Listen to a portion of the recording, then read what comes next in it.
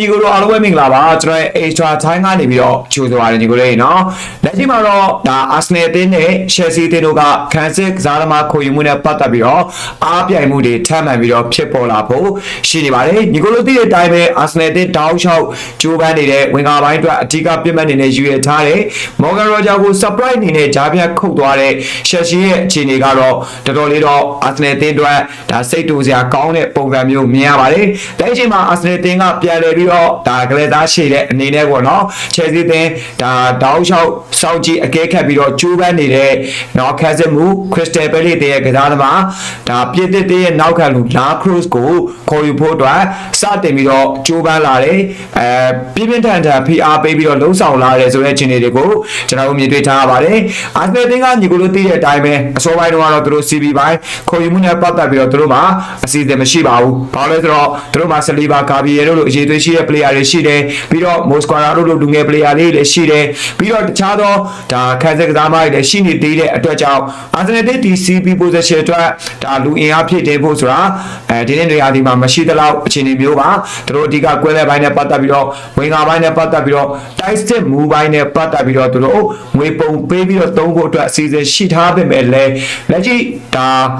ဒီကိုတည်းရဲ့အတိုင်းပဲ World Cup မှာပြင်သစ်တင်းနဲ့တူအကောင်းဆုံးခြေစွမ်းတွေပြနေတဲ့ဆလီဘာအနေနဲ့ဒါဒိုင်ယာပြဿနာရရှိသွားတဲ့အတွက်ကြောင့်ဒီဒိုင်ယာပြဿနာကိုပြန်လဲအစားထိုးဖို့အတွက်အာဆင်နယ်တင်းအတွက်လိုအပ်နေပါတယ်ဆလီဘာရဲ့လက်ရှိရှင်တွေက4လကနေ5လ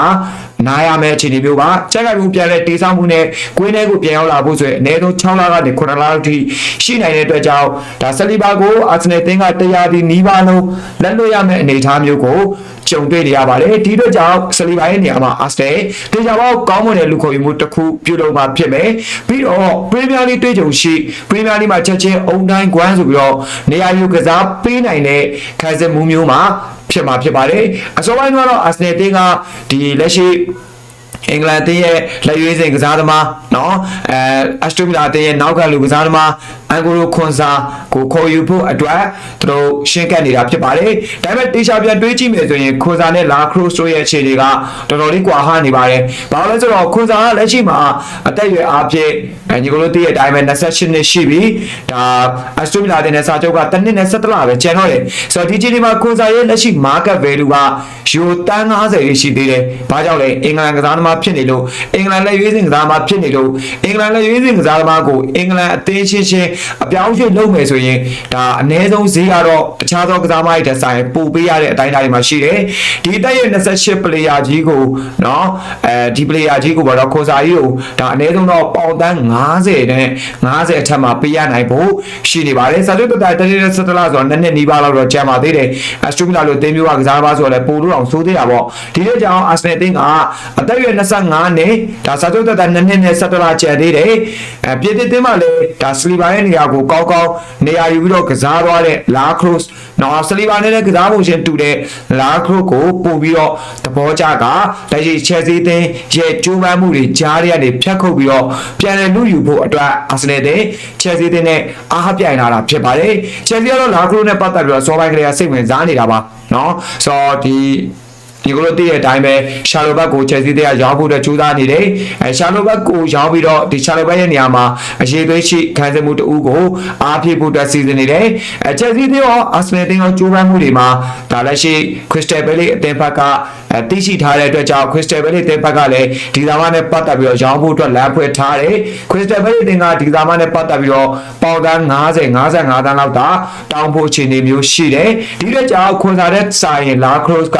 အများဈေးသက်သာတယ်အသက်လည်းငယ်တယ်အရေးသွေးလည်းရှိတယ်အသင်းအတွက်လည်းအကျိုးပြုနိုင်တယ်သူပြအာဆင်နယ်အသင်းအတွက်ဆိုရင်ဆလီဘာနဲ့တစ်ထပ်သေးကြတဲ့ကစားသမားမျိုးကိုပြန်ရမှာဖြစ်တဲ့အတွက်ကြောင့်အာဆင်နယ်အသင်းအတွက်ကတော့ဒီပြောင်းရွှေ့ကိုမဖြစ်မနေလုံးဆောင်တင်တယ်လို့တော့ကြိုင်နေမြင်ပါတယ်ဘာလို့လဲဆိုတော့အာဆင်နယ်အသင်းမှာတကယ်တယ်ဒီလိုလာခရိုဆိုလိုပလေယာမျိုးကိုပို့ပြီးတော့လိုအပ်တယ်လို့မြင်တယ်အန်ဂိုလိုခွန်စာမကောင်းမဟုတ်ကောင်းပါတယ်ဒါပေမဲ့လာခရိုလောက်တော့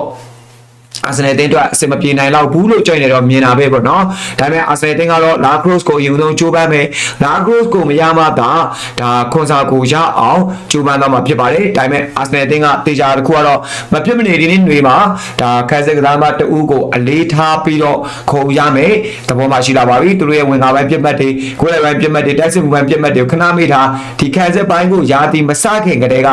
စတင်ပြီးခေါ်ယူနိုင်အောင်ကြိုးစားတော့မှာဖြစ်ပါတယ်ဘာကြောင့်လဲဆိုတော့စလီဘာရဲ့အခြေအနေကလုံးဝ confirm ဖြစ်သွားပါပြီ4လနဲ့5လကြာဒါနားယူရမယ့်အခြေအနေဆိုရင်9လနဲ့10လကြာလောက်တွားရင်တရားဒီလုံးဆုံးရှုံးရမယ့်အခြေအနေမျိုးရှိနေတာပါဆိုတော့အာဆင်နယ်ပြည်သက်တွေကဘယ်လိုမြင်ကြလဲချက်စီပြည်သက်တွေကဘယ်လိုမြင်ကြလဲချက်စီတင်တော့ကတော့လာခရိုစ်က